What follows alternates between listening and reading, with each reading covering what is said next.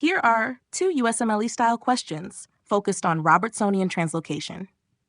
Question 1. A 35-year-old woman undergoes genetic testing due to recurrent miscarriages. The results show that she carries a Robertsonian translocation between chromosomes 14 and 21.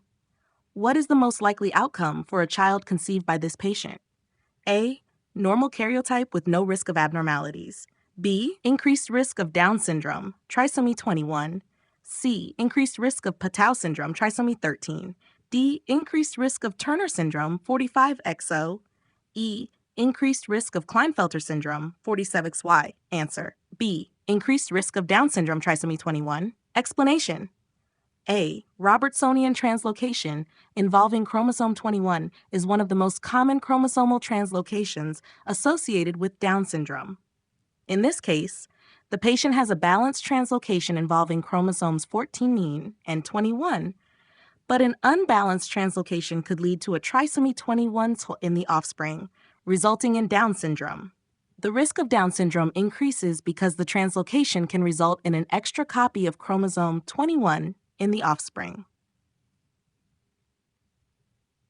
A couple is referred for genetic counseling after experiencing multiple pregnancy losses. Karyotyping reveals that the woman carries a balanced Robertsonian translocation between chromosomes 13 and 14. Which of the following is the most likely reproductive consequence of this translocation? A.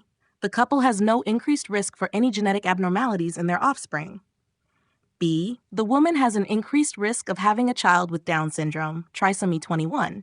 C. The couple has an increased risk of having a child with Patau syndrome, trisomy 13. D.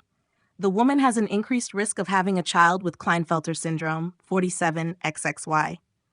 E. The woman is at risk for having a child with Turner syndrome, 45XO. Answer C. The couple has an increased risk of having a child with Patau syndrome, trisomy 13. Explanation. A Robertsonian translocation involving chromosomes 13 and 14 can lead to Patau syndrome, trisomy 13, in the offspring if the translocation is unbalanced. While a balanced translocation itself does not cause clinical symptoms, it can result in miscarriage, stillbirth, or an imbalance in genetic material in the offspring.